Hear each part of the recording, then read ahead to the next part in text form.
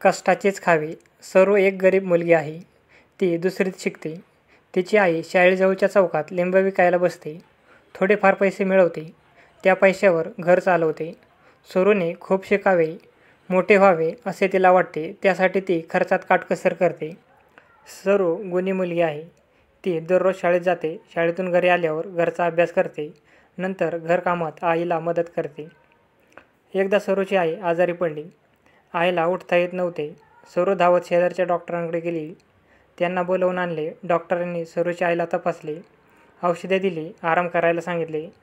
सरूला वाटले, आता कसे होणार? लिंबे कोण विकणार? घर कसे चालणार? पैसे तर हवेत. म्हणून आई नको म्हणत असतानाही दुसऱ्या दिवशी सरूच लिंबाची पाटी घेऊन निघाली.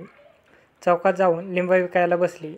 लिंबे लवकर विकली जावे म्हणून ती ओरडू लागली, लिंब घ्या लिंब, ताजी ताजी लिंब, मोठी मोठी लिंब, रसदार लिंब, 1 रुपयाला 3 लिंब. एवढ्यात एक साहेब सरूजवळ आले. त्यांनी लिंबू हातात घेऊन पाहिले. 6 लिंबे मागितली. सरू म्हणाली, अहो साहेब, आणखी घ्या ना, लिंब छान आहेत. सरूची लिंबे विकण्याची धडपड पाहून त्या साहेबांनी 12 लिंबे घेतली.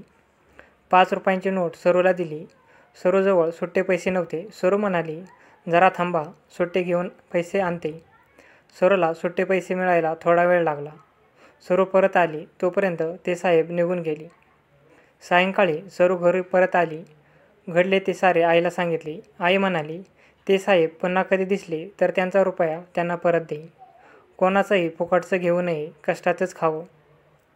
दुसऱ्या दिवशी सरू परत लिंब विकायला गेले. कालचे साहेब दिसतात का म्हणून पाहू लागली.